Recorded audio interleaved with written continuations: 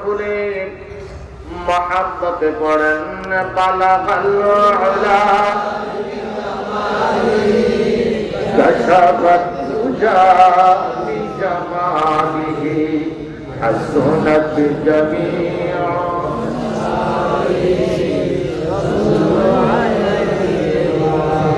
পড়ুন সবাই পড়ুন বালাগাল উলা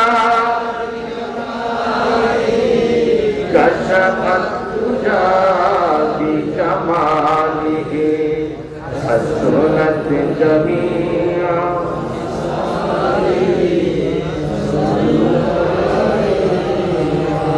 मोहम्मद ने आकर कुफर को मिटाया बातिल को हटाकर सदाकत उठाया खुदा का खुदाई हमारा मोहम्मद जमाले खुदा है कमाले मोहम्मद बलगल उला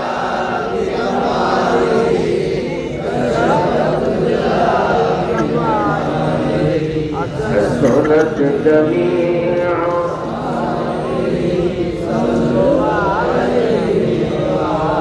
हमारा नबी जी सबसे बेहतर नहीं कोई पैगंबर है उनके बराबर खुदा का प्यारा हमारा मोहम्मद जमाले खुदा है कमाले मोहम्मद बलगल उला कशफत तुजा हसनत जमीआ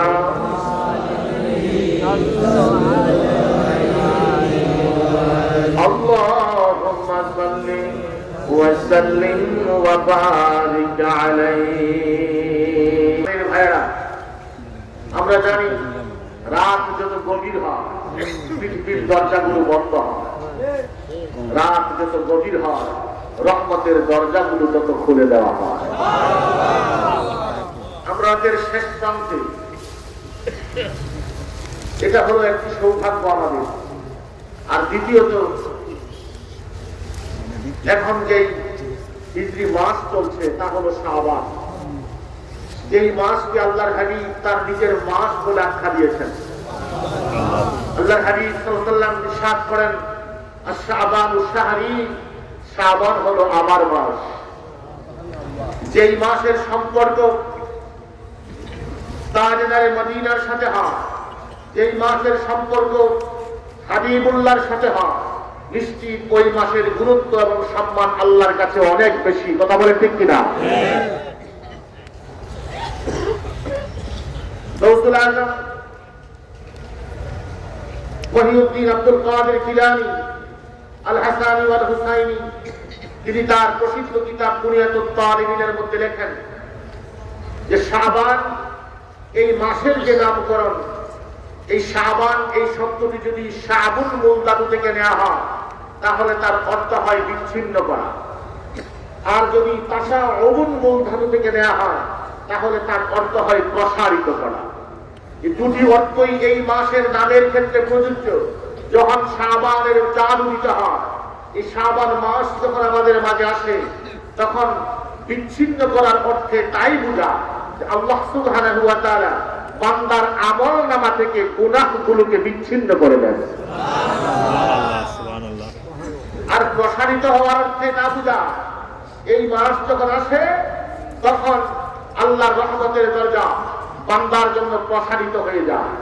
বান্দা যত ভালো কাজ করেন আল্লাহ তা মঞ্জুর করেন, গুনাহ যদি করেন তা ঢেকে রাখেন। ও কোরআনের ভাইয়েরা, এমন একটি মাসে কুতুবুল ইরশাদের দরবারে আমরা উপস্থিত হতে পেরে খুশি না বেজার? বড় আওয়াজ দিয়ে একসাথে বলুন, খুশি না বেজার? কোরআনের ভাইয়েরা, আমরা আল্লাহর ওলিদের দরবারে আসতে পারা এটা সৌভাগ্যের বিষয়। বিশ্বাস রাখুন, আল্লাহর ওলিদের সুহবতে এসে, ওলি আল্লাহদের দরবারে এসে আল্লাহর কাছে যা চাওয়া হয় আমার আল্লাহ তা ফিরিয়ে দেন না।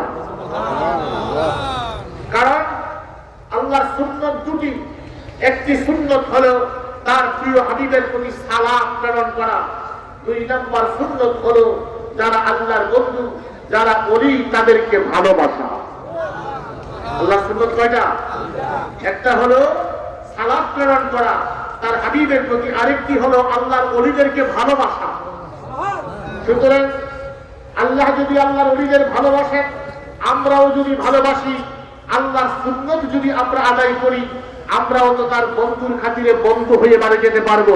কথা বলেন ঠিক কিনা? তাদের ভাইরা আমার, ওলি আল্লাহদের দরবারে কিছু চাইলে আল্লাহ ফিরিয়ে। আমি একটি কথা বলে সামনে এগোতে চাই। কোরআনে কারীমে হযরত জাকারিয়া আলাইহিস সালাতু ওয়াস সালামের একটি মুনাজাত রয়েছে। যেই মুনাজাতটি জাকারিয়া আলাইহিস সালাম হযরত মারিয়ামের হুজরার মধ্যে করেছিলেন। হযরত মারিয়াম হলেন ঈসা আলাইহিস সালামের আম্মা জান, যিনি বাদশা ইমরানের মেয়ে, যিনি বাদশা ইমরানের ইন্তেকালের পরে জন্ম নিয়েছেন। এতে করে তার অভিভাবকত্ব নিয়ে অনেকেই তার অভিভাবকত্ব গ্রহণ করতে চাইলেন। আল্লাহ সুবহানাহু ওয়া তাআলা বাদশা ইমরানের নামে আলে ইমরান নামে কোরআনে কারীমে একটি সূরাও নাযিল করেছেন। আচ্ছা না, সূরা আলে ইমরান লম্বা করে ঘটনা বলা আছে, আমি সেই দিকে উদ্দেশ্য না বলা, শুধু বুঝাতে চাচ্ছি এটা যে ওলি আল্লাহদের দরবারে দোয়া করলে আল্লাহ দোয়া ফিরিয়ে দেন না। হযরত মারিয়াম, তার বৈশিষ্ট্য এমন ছিল, তাফসীরে খাদেন এসেছে যে অন্যান্য বাচ্চা 1 বছরে বাড়ত যদ্দুর, হযরত মারিয়াম একদিনে বাড়ত অদ্দুর। 1 বছরে একটা বাচ্চা যতটুকু বাড়ত, হযরত মারিয়াম একদিনে একদুর বাড়ত। তাহলে 12 দিনের বাচ্চা আর 12 বছরের বাচ্চা ডিফারেন্স আছে কিনা বলেন? তার মা হান্না বিনতে ফাকুস, তিনি মানত করলেন তার গর্ভের সন্তানকে তিনি আল্লাহর ঘরের খেদমতে দিয়ে দেবেন। ছেলে না মেয়ে সেটা তো উল্লেখ করেনি। এখন পেটের সন্তান তো আল্লাহ দিয়েছেন মেয়ে, এখন মেয়েকে যে দেবেন কেয়ারটেকার তো লাগবে, তার দায়িত্ব কে নেবেন, অভিভাবকত্ব কে নেবেন? এই নিয়ে 1 2 করে করে 18 জন মানুষ তারা তার অভিভাবকত্ব গ্রহণ করতে চাইলেন। এর মধ্যে আল্লাহর নবী হযরত জাকারিয়া আলাইহিস সালামও আছেন, যিনি হযরত মারিয়ামের খালু। যাই হোক, এখন 18 জন কেউ কাউকে ছাড়তে রাজি নন। আল্লাহ সুবহানাহু ওয়া তাআলা সমাধানের জন্য বিধান দিলেন যে তারা যেন লটারি দেন। লটারিতে জাকারিয়া আলাইহিস সালাম তিনি জয়ী হলেন। জয়ী হওয়ার পরে তিনি তার ওকালত গ্রহণ করলেন, অভিভাবকত্ব গ্রহণ করলেন। এরপরে একটি মেহরাব তৈরি হলো, ছোট ঘর কামরা তৈরি হলো, তার ভিতরে হযরতে মারিয়াম তিনি থাকেন, আল্লাহর জিকির আজকার করেন। দরজা বন্ধ থাকে, চাবি জাকারিয়া আলাইহিস সালামের কাছে। তিনি যখন হঠাৎ করে একদিন ঢুকলেন, দেখে যে দরজা খোলা না, কিন্তু মারিয়ামের সামনে অমৌসুমী ফল দেখা যায়। সুবহানাল্লাহ। ফলমূল দেখে তিনি বললেন, এটা কি করে সম্ভব? চাবি আমার কাছে, দরজা বন্ধ, ফল কিভাবে আসলো? হযরত মারিয়াম বলছেন, এটা আমার আল্লাহর পক্ষ থেকে এসেছে। এই ফল দিয়েছেন কে? বড় করে বলেন কে? আল্লাহ। হযরত জাকারিয়া আলাইহিস সালাম হৃদয়ের ভিতরে একটা আকুতি ছিল। 100 বছরের উপরে বয়স, আল্লাহ রাব্বুল আলামিন কোন সন্তান তাকে দেননি। তার বিবির বয়স 100 বছরের কাছাকাছি, কোন সন্তান আমি নাই। তিনি আল্লাহ সুবহানাহু ওয়া তাআলার কাছে দোয়া করবেন। তিনি ভাবলেন, যেই রব যেই মহিলার কাছে জান্নাত থেকে ফল পাঠিয়ে দিতে পারে, তিনি যেন তেন মহিলা নন। এইখানে যদি আল্লাহ তার জান্নাতি ফল পাঠায়, আমি যদি এখানে ফরিয়াদ করি, আমার আল্লাহ নিশ্চয়ই আমার ফরিয়াদটাও ফিরিয়ে দিবে না। এইবার তিনি কি করলেন? পাশেই কিন্তু বাইতুল মুকাদ্দাস, বাইতুল মুকাদ্দাসের সীমানায় নয়, বাইতুল মুকাদ্দাসের ভিতরে নয়, হযরতে মারিয়ামের হুজরার মধ্যে তিনি দোয়া করেন। হযরত জাকারিয়া আলাইহিস সালাতু ওয়াস সালাম আহুনা দাআ জাকারিয়া রাব্বাহু আগুনা এটি হলো ধর্মে মাকান, অর্থাৎ এই জায়গার মধ্যেই তিনি দাঁড়ালেন, এই জায়গার মধ্যে তথা মারিয়ামের খুজরার মধ্যেই তিনি দাঁড়ালেন। দাঁড়িয়ে আমার আল্লাহর কাছে দোয়া করলেন, রব্বি হাবলি মিন লাদুনকা যুররিয়াতান তাইয়্যিবা। ও প্রাণের আল্লাহ, তুমি আমার একটা নেককার সন্তান দাও, আমার একটা নেককার সন্তান দান করো। হযরতে মারিয়ামের খুজরার মধ্যে তিনি দোয়া করলেন, আল্লাহ রাব্বুল আলামিন দোয়াটা মঞ্জুর করে হযরতে জাকারিয়াকে তার সন্তান ইয়াহইয়া আলাইহিস সালামকে দান করে আল্লাহ ধন্য করে দিলেন। হযরতে জাকারিয়া নবী বাইতুল মুকাদ্দাসকে বেছে নিলেন না, হযরতে মারিয়ামের খুজরাকে বেছে নিলেন। তাইলে বোঝা গেল আল্লাহর নবীর দরবারে এসে দোয়া করা এটা সুন্নতে নবী। ওরা ঠিক কি না? জাকারিয়া নবীর সুন্নাত। জাকারিয়া নবী পাশেই আল্লাহর ঘর বাইতুল মুকাদ্দাস, সেই জায়গাটাকে নির্বাচন করেনি দোয়ার জন্য, তিনি মারিয়ামের খুজরাকে নির্বাচন করেছেন, আর সেখানে তিনি দোয়া করেছেন, আল্লাহ দোয়া মঞ্জুর করেছেন। হযরতে মারিয়ামের খুজরায় যদি জাকারিয়া নবীর দোয়া কবুল হয়, আমরা বিশ্বাস করতে পারি কত বড় সাহাবের দরবারে দোয়া করলো আল্লাহ দোয়া ফিরিয়ে দেবে না। আওয়াজ দিয়ে বলেন ঠিক কিনা? আল্লাহু আকবার।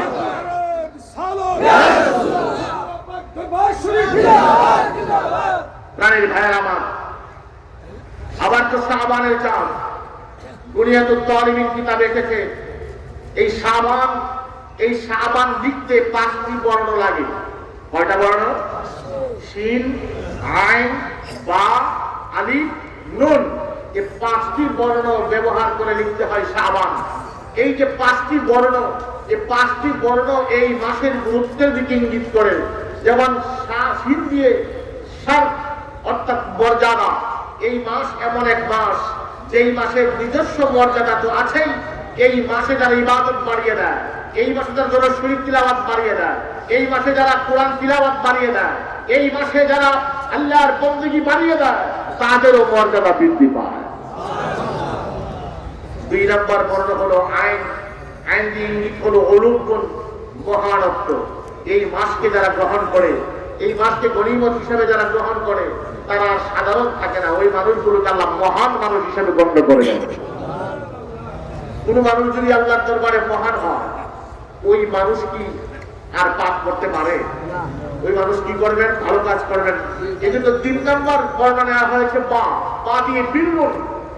বীরুন অর্থ নেক, সওয়াব, ভালো কাজ। এই যে সওয়াবের কাজ বান্দা করতে থাকেন, এই মাসের সাথে সওয়াবের একটা সম্পৃক্ততা আছে। আর যেই ব্যক্তি সওয়াবের কাজ করবেন, নিশ্চয়ই তার ভালোবাসা পৃথিবীর কারোর সাথে নয়, সরাসরি আল্লাহর সাথেই হবে। এই জন্য 4 নম্বর বর্ণ হলো আলিফ। আলিফ ইঙ্গিত হলো উলফাত, ভালোবাসা। ভালোবাসা এমন এক জিনিস, সকলের সন্তুষ্টি চায়। বান্দা চায় আল্লাহর সন্তুষ্টি, আল্লাহও তখন চায় বান্দার সন্তুষ্টি। এই জন্য ওলি আল্লাহদের কথা, আইযা হাবাতুহু ফাকুনতুস সামাউহু আল্লাযী ইয়াসমাউ বিহি। সহিহ বুখারীতে হাদিসে কুদসি এসেছে যে আমি যখন কাউকে মহব্বত করি, আমার আল্লাহ বলেন আমি তখন তার কান হয়ে যাই, যেই কান দিয়ে সে শুনে। ওয়া তারাহুল লাযী ইয়াবসুরু বিহি, আমি তার চোখ হয়ে যাই, যেই চোখ দিয়ে সে দেখে। ওয়া ইয়াদাহুল লাতী ইয়াবতিশু বিহা, আমি তার হাত হয়ে যাই, যেই হাত দিয়ে ধরে। ওয়া ইয়াদাহুল লাতী ইয়ামশি বিহা, আমি তার পা হয়ে যাই, যেই পা দিয়ে সে চলাফেরা করে। আমার আল্লাহ তার প্রিয় বান্দাদের কাজকে নিজের কাজ হিসেবে ধাক্কা দেন। আল্লাহু আকবার বলো। এই জন্য বান্দা করে তখন মনিবের কাজ, আর মনিব করে তখন বান্দার কাজ। হযরত ওয়াস তাআলা রাহমাতুল্লাহ আলাইহি বুঝেন তো কেমন আল্লাহ নবী। আমার নবীজি দোয়া করেছেন, আল্লাহুম্মা বারিক লানা ফি শামিনা, আল্লাহুম্মা বারিক লানা ফি ইয়ামানিনা। আল্লাহ তুমি শামের মধ্যে আমাদের জন্য বরকত দাও, ইয়ামানের মধ্যে বরকত দাও। মুহাদ্দিসিনে কিরাম বলেন, শামের জন্য দোয়া করেছেন যুক্তিসঙ্গত। 70,000 নবী আল্লাহ শামে পাঠিয়েছেন, আমার নবী বরকতের দোয়া করেছেন। ইয়ামানে তো কোনো নবী আসে নাই, ইয়ামানের জন্য আমার নবী কেন দোয়া করলেন? অবশ্য মুহাদ্দিসিনে কিরাম লিখেন যে শামে নবী এসেছে আর ইয়ামানে আল্লাহর ওলি এসেছে। নাজদের জন্য আমার নবী দোয়া করে নাই, কারণ নাজদের ওলি আসে নাই। নাজদের কারণ শয়তানের আমাদের শিং এসেছে, যেই শিং আজ পর্যন্ত আমাদেরকে জ্বালিয়ে মারছে, আমাদের ঈমান হরণ করছে। কথা বলেন ঠিক কিনা? আজকে যত ফেরকা, ওই ফেরকাগুলোর মূল কিন্তু আব্দুল ওহাব নাজদী, যার সংস্কারবাদী আন্দোলনের মাধ্যমে ওহাবী মতবাদ প্রতিষ্ঠা হয়। আর আজকের দিনে যারা মাজার বিরোধী, অলি বিরোধী, তাসাউফ বিরোধী, মাযহাব বিরোধী সব কটি মানুষ আব্দুল ওহাব নাজদীর আকীদাকে লালন করছে। গানের ভাইয়ের আমার ইয়ামানে ওলি এসেছে, আমার নবী দোয়া করেছেন বরকতের জন্য। একটি হযরতে ওয়াইস নামে তিনি নামাজে রত, নামাজ পড়তেছেন। এক ব্যক্তি রাস্তা দিয়ে হাঁটছেন আর দেখে যে ছাগলের পাল, রাখাল তো ছাগলের পাল এগুলো রাখে, তিনি তো এই কাজটা করতেন। দেখে যে বাঘ এসে এই ছাগলগুলোকে পাহারা দিচ্ছে। ছাগল তো এদিক সেদিক হতে চায়, ওদিক যেতে চায়, ওদিক যেতে চায়, বাঘ এগুলোকে জমায়া জমায়া রাখে। তো মানুষ এমন ঘটনা কখনো দেখিনি যে একটা বাঘ রাখালের দায়িত্ব পালন করে। আশ্চর্য বিষয়। এবার তিনি ভাবতেছেন এমনটা কেন হলো, এমন ঘটনা তো জীবনে দেখিনি। একটু সামনে গিয়ে দেখে ওয়াইস কারণে তিনি নামাজ পড়তেছেন। নামাজ শেষ করলে ওয়াইস কারণীকে বললেন, আশ্চর্য বিষয়, দেখলাম বাঘ ছাগল পাহারা দিচ্ছে, রাখালের দায়িত্ব পালন করছে। হযরত ওয়াইস বলে, এটা কি আশ্চর্য বিষয় হলো এমন? আরে বান্দা করে মনিবের কাজ, মনিব করে বান্দার কাজ। আরে আমি তো রাখাল, আমি যখন মাওলার দরবারে দাঁড়িয়ে গিয়েছি, আমি যখন আল্লাহর ইবাদতের মধ্যে দাঁড়িয়ে গিয়েছি, আল্লাহ বাদ দিয়ে আমার দায়িত্ব পালন করাচ্ছে। এই জন্য উলফাত, শাবানের 4 নাম্বার বর্ণ হলো আলিফ, উলফাত। আচ্ছা বলেন তো, মর্যাদা দিয়ে যার শুরু হয় আর শেষটা কেমন হওয়ার কথা? এই জন্য শেষ বর্ণ হলো নুন, নুন দিয়ে ইঙ্গিত হলো নূর। কি নূর? অর্থাৎ যে ব্যক্তি এই শাবানকে গনিমত হিসেবে গ্রহণ করে ইবাদত বন্দেগীতে কাটিয়ে দেয়, ওই মানুষের হৃদয়টা আর অন্ধকারাচ্ছন্ন থাকে না, তার হৃদয় নূরে নূরানি হয়। আর আলোকিত অন্তর এটা ঈমানে ভরপুর হয়। যেখানে কুফর আছে সেখানে নূর থাকতে পারে না। আপনারা বড় সৌভাগ্যবান, আমরা ব্রাহ্মণবাড়িয়াবাসী নয়, বাংলাদেশি সৌভাগ্যবান। এমন একজন কুতুবুল ইরশাদ আমাদের জমিনে শায়িত আছে। প্রাণের ভাইয়ের আমার, একজন সফল মানুষ, একজন সফল খলিফাতুল্লাহ, আল্লাহর প্রতিনিধিত মানুষ। আল্লাহ সুবহানাহু ওয়া তাআলা মানুষকে তার খলিফা করে পৃথিবীতে পাঠিয়েছেন। তিনি দেখেন তার জীবন নিয়ে যদি আপনি একটু ভাবেন, আমি দেখেছি উনার লেখা কিতাবগুলো, সিরাজুস সালিকিন, সাইয়্যিদুল মুরসালিন, এই কিতাবগুলো দেখলেই বোঝা যায় তিনি কেমন ধরনের ব্যক্তি ছিলেন। আপনি শরীয়তকে ব্যক্তি জীবনে বাস্তবায়ন করতে চান, আপনি ইলমি, তাসাউফ, জিকির, আজকার, ইবাদত, বন্দেগী দিয়ে আল্লাহকে খুশি করতে চান, আপনি সিরাজুস সালিকিন পড়েন, সমাধান পেয়ে যাবেন। আপনি ইশকে মুস্তাফা দিয়ে, নবী প্রেম দিয়ে সিনাকে তাজা করতে চান, সাইয়্যিদুল মুরসালিন পড়েন। আল্লাহু আকবার বলেন। আমি অধম, আল্লাহু আকবার।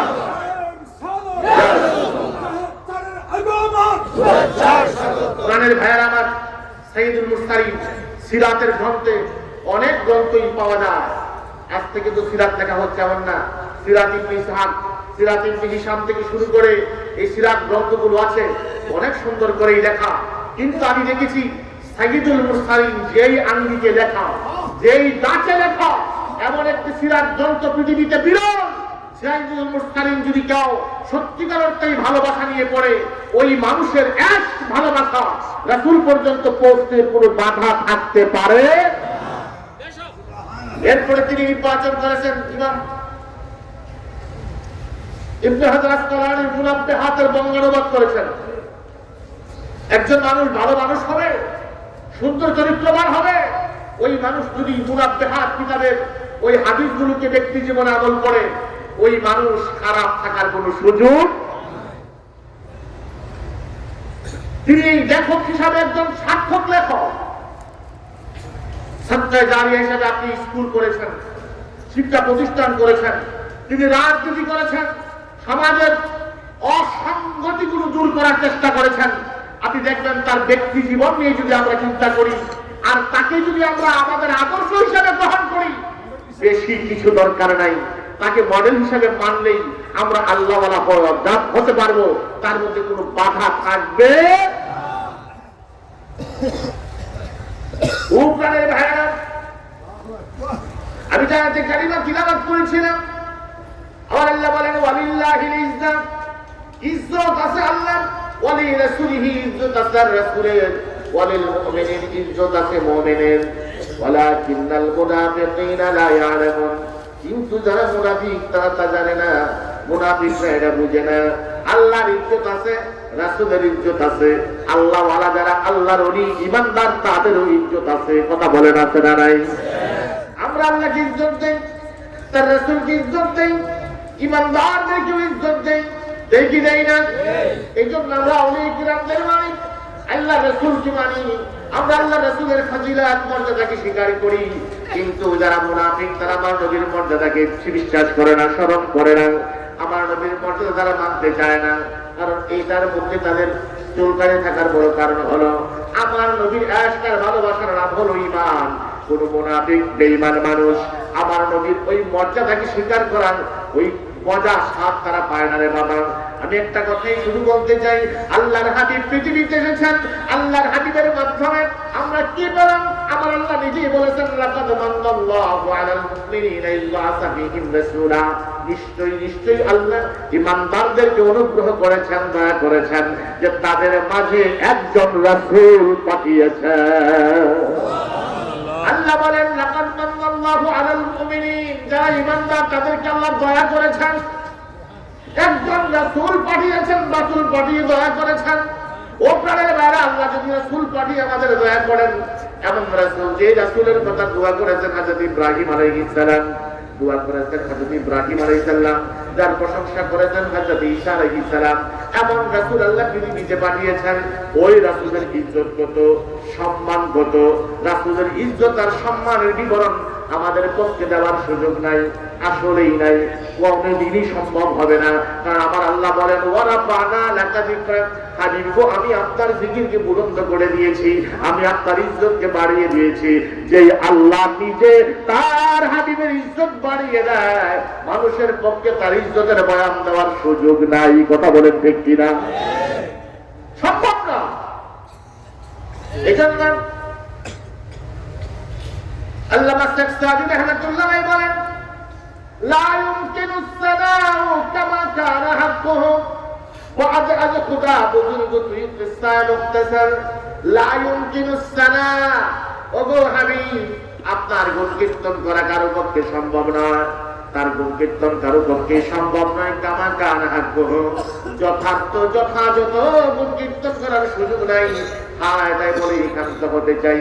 বাদে আজ খোদা বুজুর্গ তুই কিসসায়ে মুখতাসার, আল্লাহর পরে যে সত্তা, আল্লাহর পরে যার মান, আল্লাহর পরে যার ইজ্জত, তিনি হলেন আমাদের নবী মুহাম্মদুর রাসূলুল্লাহ সাল্লাল্লাহু আলাইহি ওয়াসাল্লাম। আল্লাহর পরে যে সত্তা, তিনি হলেন আমাদের নবী। আমাদের নবীজি কেমন? আমার আল্লাহ বলেন তিলকার রাসূল ফাদ্দালনা বা'দাহুম আলা বা'দ, আল্লাহ রাসূল পাঠিয়েছেন বটে, কিন্তু মর্যাদার দিক থেকে সব রাসূল তো সমান সমান না। কোন রাসূলকে রাসূলের উপর আল্লাহ মর্যাদা দিয়েছেন, সব রাসূল কি সমান? কথা বলেন সমান? তাদের জন্য গোট কিতাবে আব্দুল হক মুহাদ্দিস দেহলভী রাহমাতুল্লাহ আলাইহি লেখেন আল্লাহ রাব্বুল আলামিন অন্য নবীদেরকে মর্যাদা দিয়েছেন, আমার নবীকেও মর্যাদা দিয়েছেন, অন্য নবীকেও সম্মান দিয়েছেন, আমার নবীকেও সম্মান দিয়েছেন। কিন্তু তুলনামূলকভাবে অন্য নবীর সম্মান, অন্য নবীর মর্যাদা আর আমার নবীর সম্মান আর মর্যাদার মধ্যে অনেক পার্থক্য। যেমন আদম আলাইহিস সালামের সম্মান, আল্লামা আদম আল আসমা কুল্লাহা, আল্লাহ সবকিছুর নাম আদমকে শিক্ষা দিয়েছেন। আল্লাহ আদম নবীকে নাম শিখিয়েছেন, সত্তাগত যে জ্ঞান, কি দিয়ে কি করতে হয়, কার কি বৈশিষ্ট্য, এটা আদমকে শিখার নাই।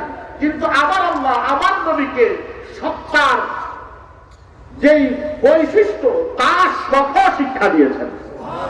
আল্লাহ বাবুল দয়া, আল্লাহ বিবরণ সহকারে আমার নবীকে শিখিয়েছেন।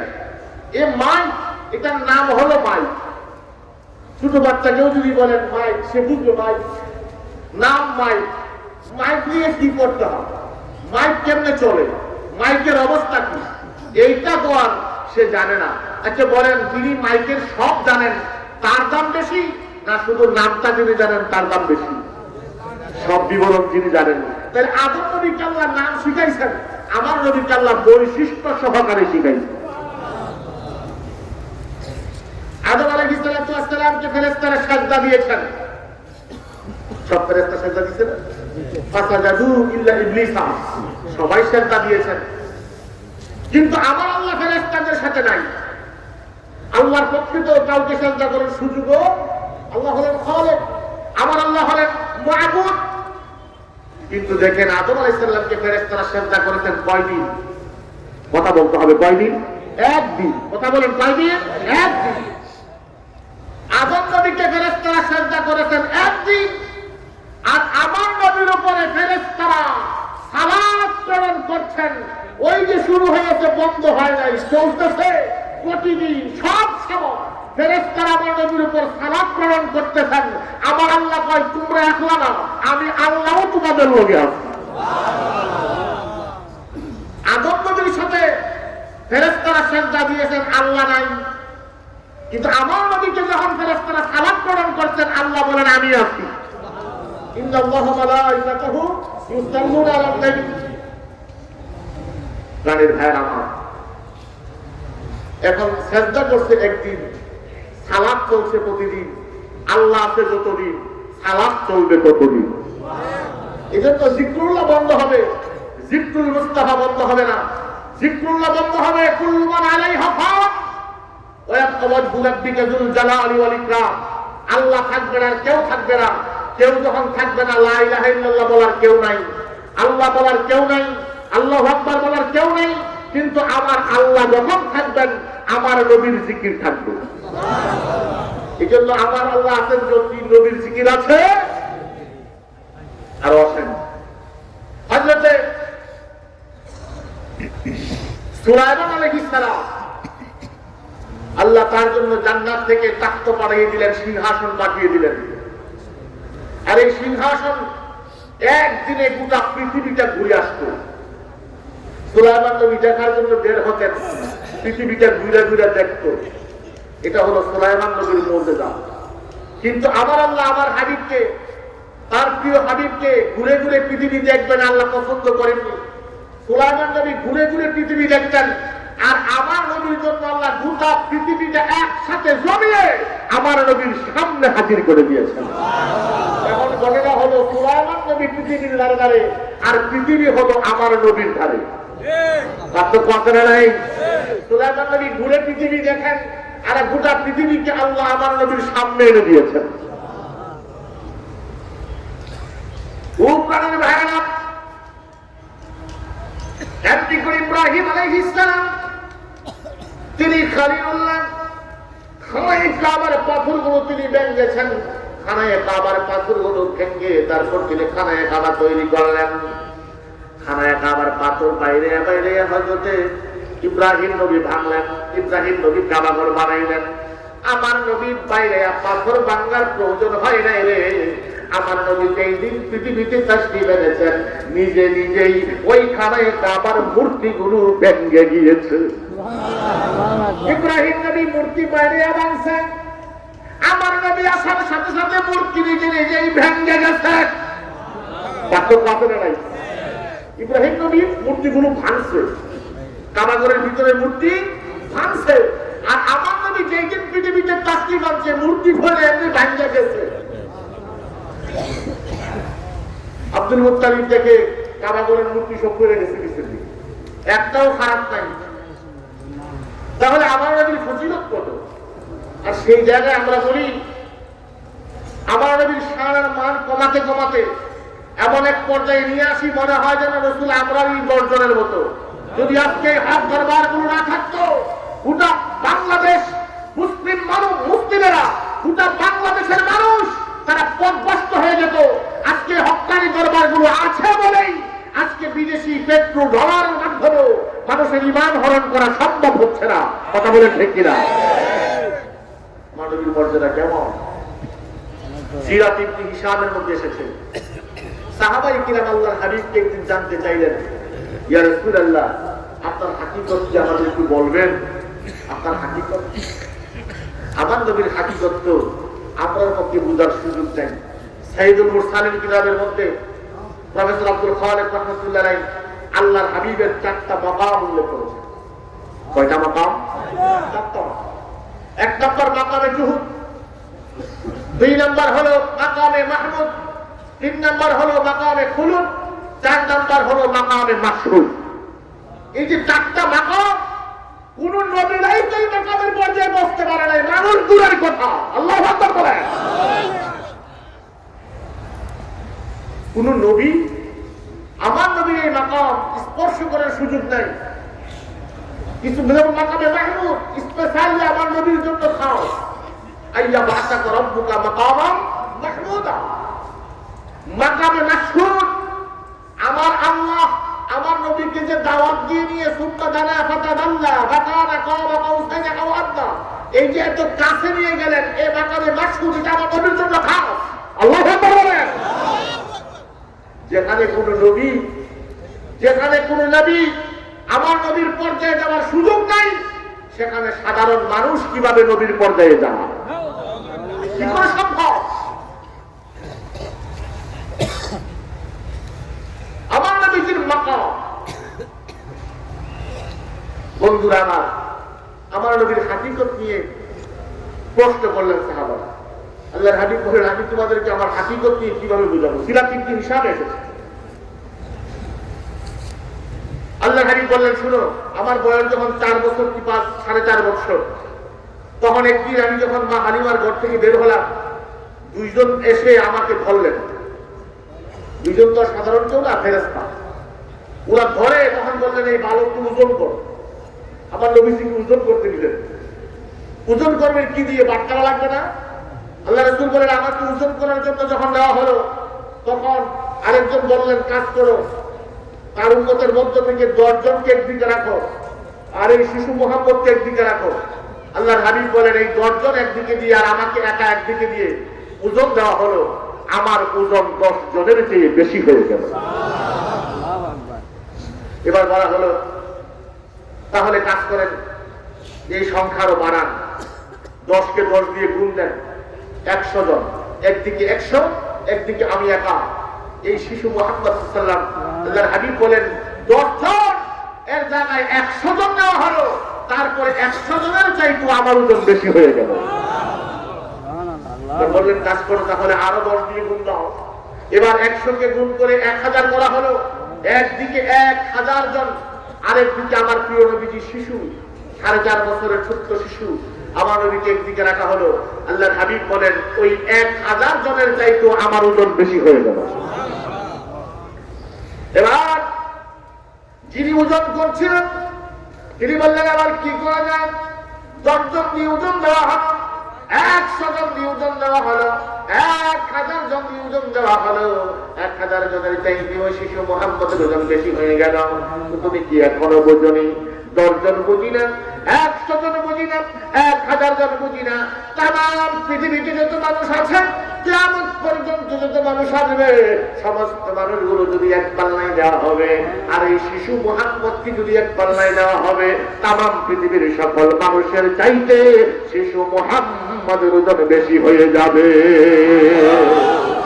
আল্লাহু আকবার। ইয়া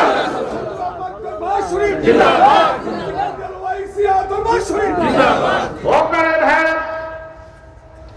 এটা হলো হাকিকতে মুহাম্মাদিয়া। আমার নবীর হাকিকতের তুলনা কেউ হয় না, সুযোগ নেই।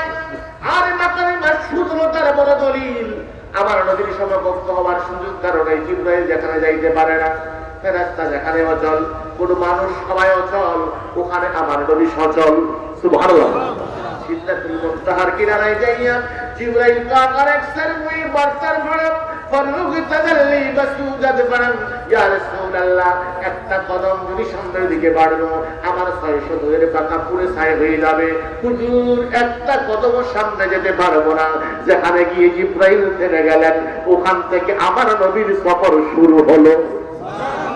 এই যে মাকামে মাশহুদ, আল্লাহর দিদারে চলে গেলেন। এটা কারোর পক্ষেই সম্ভব না। ইব্রাহিম আলাইহিস সালাম তিনি মাকামে হিল্লাত তথা খলিল হয়েছেন, আর আমার নবীর মাকাম হলো মাকামে মাহবুবিয়ত।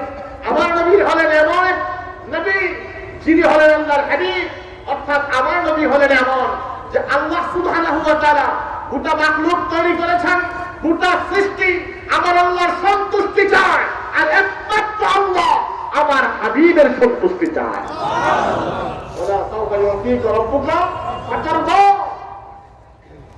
গোটা সৃষ্টি চায় আল্লাহর সন্তুষ্টি, আল্লাহ চায় তার হাবিবের সন্তুষ্টি। প্রাণের ভাইয়েরা আমার, এখন এই যে কুতুবুল ইরশাদ ১,৫০০ বছর পরে ফুতুরার জমিনে কেন, এটাও আমার নবীর বিশেষ মুজিজা। বলতে পারেন হুজুরটা কি বললেন? এটা আমার নবীর বিশেষ মুজিজা। কেন? আল্লাহ সুলাইমান নবীকে বাদশাহী দিয়েছেন, আমার নবীকে আল্লাহ বাদশাহী দেওয়ার জিজ্ঞেস করলেন, আপনি কি বাদশাহী চান? আমার নবী যার এলেমকে আল্লাহ আজিম বলেছেন, আল্লাহু আকবার বলবেন না? সব নবী চরিত্রবান, কিন্তু আমার আল্লাহ ইন্নাকা লাআলা খুলুকিন আযীম বলে আমার নবীর চরিত্রের সার্টিফাই করেছেন আপনার চরিত্র আযীম। সব নবীরাই জ্ঞানী, ওহিনী জ্ঞান তাদের ছিল, কিন্তু আমার নবীর জ্ঞানকে আমার আল্লাহ আযীম বলেছেন। আমার নবীর এলম আযীম, আমার নবীর চরিত্র আযীম। ওই নবী আমার নবীকে জিজ্ঞেস করলেন, আপনি কি চান? বাদশাহী চান নাকি আমার বান্দা হতে চান? আমার নবী কয়, আমি বাদশাহী চাই না, আমি আপনার বান্দা হতে চাই। সুবহানাল্লাহ বলেন। কি হতে চাই? বান্দা হতে চাই, বাদশাহী চাই না। সুলাইমান নবী বাদশা ছিলেন, জিনের রাজার কথা শুনতো, বাদশার হুকুম মানতো। সুলাইমান নবী নাই, বাদশাহীও নাকি তার উম্মতের মধ্যে এমন কেউ ছিল? কেউ ছিল না, এমন কেউ ছিল না যিনি এই বাদশাহী করতে পারেন, জিনদের কথা শোনাতে পারেন, তারপরে তাহতে সুলাইমানি দিয়ে তিনি ঘুরতে পারেন। সুলাইমান নবী চলে গেলেন, সিংহাসনটা আমার আল্লাহ নিয়ে গেলেন। আমার নবী কি চাইলেন? বান্দা হইতে চাইলেন, আমি তোমার বন্ধু হতে চাই, বান্দা হতে চাই। আমার নবী বান্দা হতে চাইলেন, বাদশাহী চাইলেন না। আর তার রেজাল্ট কি? রেজাল্ট হলো আমার নবী পৃথিবীতে ঈসা নবী চলে যাওয়ার পরে আমার নবীজির আগে মাত্র 500 বছর, এই 500 বছর সময়কালে 500 বছরের সময়ের ভিতরে পৃথিবীর মানুষ আল্লাহকে ভুলে গেলেন। তারা রিসালাতের যাবতীয় দাওয়াতি কার্যক্রম ভুলে গেলেন। আইয়ামে জাহেলিয়ত, ওই মানুষগুলো তো বর্বর হলো, জীবন্ত মানুষকে দাফন করা হতো। ওই মানুষগুলোর যেই বিচার তারা ভুলেই গিয়েছিল, যেখানে সামাজিকতা ছিল না, ভদ্রতা ছিল না, নম্রতা ছিল না, শিষ্টাচারিতা ছিল না। মাত্র 500 বছরের ব্যবধানে আল্লাহর জিকির শেষ হয়ে গেল। কোন মানুষ আল্লাহকে আল্লাহ বলে ডাকে না, প্রতিমা পূজা করে। কারাগারের ভিতরে 360টা মূর্তি, কারাগারের সামনে মূর্তি, সাফা পাহাড়ে মূর্তি, মারওয়াতে মূর্তি, হুদাওয়াতে মূর্তি আর মূর্তি, শিরক আর শিরক। আমার নবী চলে গেলেন 1500 বছর। 1500 বছর পরে আমার আল্লাহর জিকির আছে না নাই? কথা বলেন না, আছে না নাই? আজকেও তো লক্ষ লক্ষ মানুষ নতুরার জমিনে আল্লাহ আল্লাহ জিকির করতে কি করে নাই? ঘটনা কি? ঘটনা হলো আমার নবীজির আগে অন্য নবীরা চলে গেল, 500 বছর ধর্ম টিকে নাই। আর আমার নবী চলে যাওয়ার পরে 1500 বছর পরেও ধর্ম মুছে যায় নাই। তার কারণ হলো আমার নবী যে বান্দা হয়েছেন, আমার নবী যে বান্দা হওয়ার এইটাকে গ্রহণ করেছেন, আর ইউজাক্কিহিম, তিনি যে আত্মা পরিষ্কার করে গিয়েছেন। আমার নবী একদল মানুষের আত্মা পরিষ্কার করেছেন, ওই মানুষগুলো বসে থাকে নাই, তারা পরবর্তী মানুষের আত্মা পরিষ্কার করেছেন। তারাও বসে থাকে নাই, তারা পরবর্তী মানুষের আত্মা পরিষ্কার করেছেন। আমার নবী 1500 বছর আগে চলে গিয়েছেন, কিন্তু আজ পর্যন্ত আত্মা পরিষ্কারের ডিউটি চলমান রয়েছে। কথা বলে ঠিক কিনা? আত্মা পরিষ্কারের ডিউটি এখনো চলতেছে। এই কুতুবুল ইরশাদ আত্মা পরিষ্কার করে গিয়েছেন। আপনি কি চিন্তা করতে পারেন? আপনি কি ভাবতে পারেন? আপনি একটা পরিবার সামলাতে পারেন না। আপনি একজন মানুষ, আপনার পরিবার 5 জন সদস্যের পরিবার, ছেলে জায়গায় একদিকে কথা শুনে না, মেয়ে জায়গায় একদিকে কথা শুনে না, এই যে অবস্থা, আর এই একটা পরিবার নিয়ে আপনি কিন্তু শিক্ষাচ্ছেন কুতুবুল ইরশাদ হাজার হাজার লক্ষ লক্ষ মানুষকে আপদ থেকে কুপদ থেকে ডেকে এনে আল্লাহর মাকাম পর্যন্ত বন্ধুত্বের যেই সিঁড়ি ওই সিঁড়ি দিয়ে আল্লাহ পর্যন্ত পৌঁছিয়ে দিয়েছে। আল্লাহু আকবার।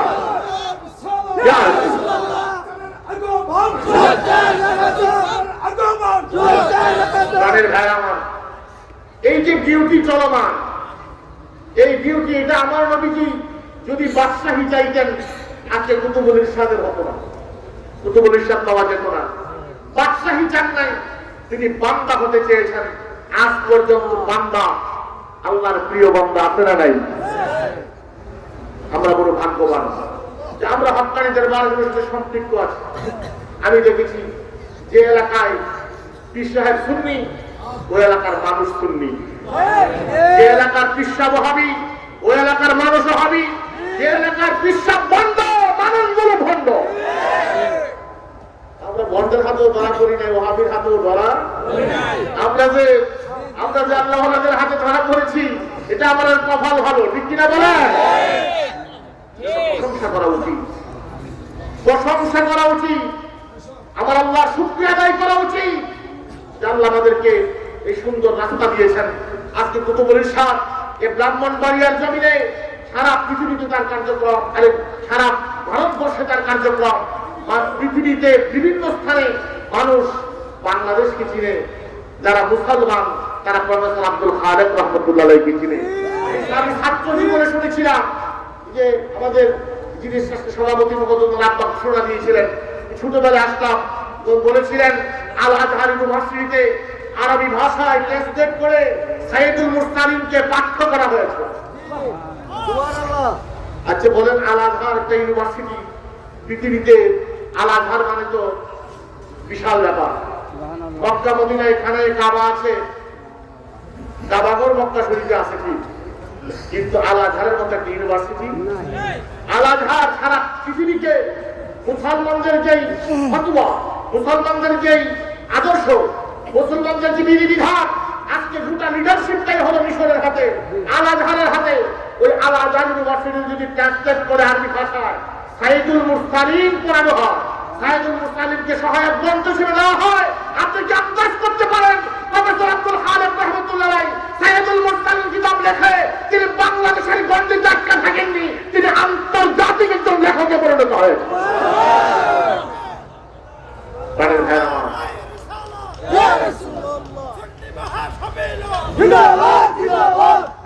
আমার, আমরা চিনি না, বুঝি না, বুঝা উচিত। আমরা আজকে আমাদেরকে তুহমত দেওয়া হয় আমরা নাকি বেদাতি। আমাদের মধ্যে কিছু ভণ্ড যে নাই এমন না, সুন্নি নামের কিছু ভণ্ড আছে না, এরা আমাদেরকে বিক্রি করে, ব্ল্যাকমেইল করে। এরা সুন্নি পরিচয় দেয় কিন্তু এরা সুন্নি না, এরা হলো ভণ্ড। কথা বলেন ঠিক কিনা? এরা মনে করে ওরাই বুঝি আমাদের মডেল। আমি অনেক আলোচনায় বলি ওরা আমাদের মডেল না, আমাদের মডেল হলো প্রফেসর আব্দুল খালেক রহমতুল্লাহ আলাইহি, আমাদের মডেল হলো সুলাক আব্দুর রহমান হানাফি রহমতুল্লাহ আলাইহি, আমাদের মডেল হলো মাসিহাতার সৈয়দ কুতুবুর রহমান রহমতুল্লাহ আলাইহি, আমাদের মডেল হলো আরাইকার রাজগুল আহমদ রহমতুল্লাহ আলাইহি। তারা হলেন আমাদের মডেল। কথা বলেন ঠিক কিনা? আমরা তাদেরকে অনুসরণ করে চলছি, পত্রিকা মাত্রে মিলিয়ে দেখি তাদের সাথে মিলে আমরা আসি, মিলে না যেই হোক তাদের সাথে আমরা নাই। আমি বলবো এই দরবার শরীফের সাথে সম্পৃক্ত থাকার যে সৌভাগ্য আপনারা পেয়েছেন, আমরা পেয়েছি। এখানে শুয়েছেন বলে আমরা এখানে আসার পথে, যাওয়ার পথে সালাম দিতে পারি, জিয়ারত করতে পারি, তাকে ওসিলা করে আল্লাহর কাছে চাইতে পারি। এটা তো নিয়ামত, ঠিক কিনা? ঠিক কিনা বলে? আমি তো প্রায়ই আসি এই দিক থেকে, যখন কোনো মাহফিলে আমি যাই, যদি 20 মিনিট বা 10 মিনিটের সময়ও পাই, আমি এইদিকে না আসে যাই না। প্রথমত আমি তো প্রফেসর আব্দুল খালেক রহমতুল্লাহ আলাইহিকে দেখি নাই, ওনার ইতিহাস জানি, কিন্তু আবু কাউসার রহমতুল্লাহ আলাইহি উনি আমাকে খুব বেশি আদর করতেন। মানে আসলে বলার মতো না। আমি এখনো মনে হইলে ওনার কথা মনে হলে আমার চোখে পানি চলে আসে যে আমরা কেবল একটু হাসতে হারাচ্ছি।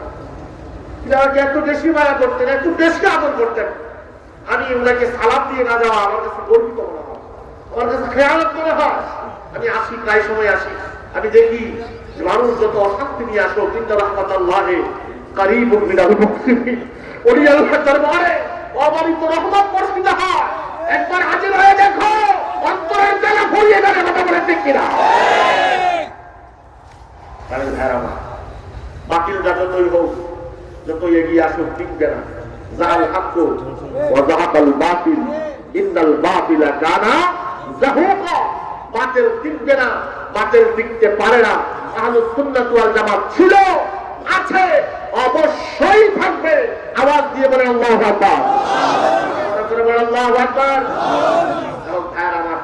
আমি আসলে এই দুহা দেওয়ার জন্য এসেছি। এইখানে হাজিরা দেওয়া মানে তো আসলে মনটাকে একটু সার দিয়ে দেওয়া। কারণ মানুষের হৃদয় এমন এক জিনিস, এটা সার যদি থানা থাকে তাইলে এটা চলতে পারে না। ব্যাটারি যেমন চার ছাড়া চলে না, মানুষের হৃদয় এটাও চার ছাড়া চলে না। কারণ নফসে মুতমাইন্না এমন এক বিষয়, আল্লাহও তার প্রতি রাজি থাকে, সেও আল্লাহর প্রতি রাজি থাকে। যখন কোনো রাজিওয়ালা মানুষের কাছাকাছি চলে আসে, আমি একটা গুনাহগার মানুষ, আমাদের তো আল্লাহর রহমতের ভাগিদার হওয়ার সুযোগ নাই, কিন্তু ওলি আল্লাহর দরবারে যে রহমত চলে আসে, এই রহমতের ভাগিদার আমরা আসতে আমরাও হয়ে যাই। যেমন দেওবন্দ মাদ্রাসার প্রতিষ্ঠাতা কাসেম নানাতুবি সাহেবকে একদিন এক লোক প্রশ্ন করছিল, এক মুরিদ, যে হুজুর ওলি আল্লাহর দরবারে গেলে লাভ কি?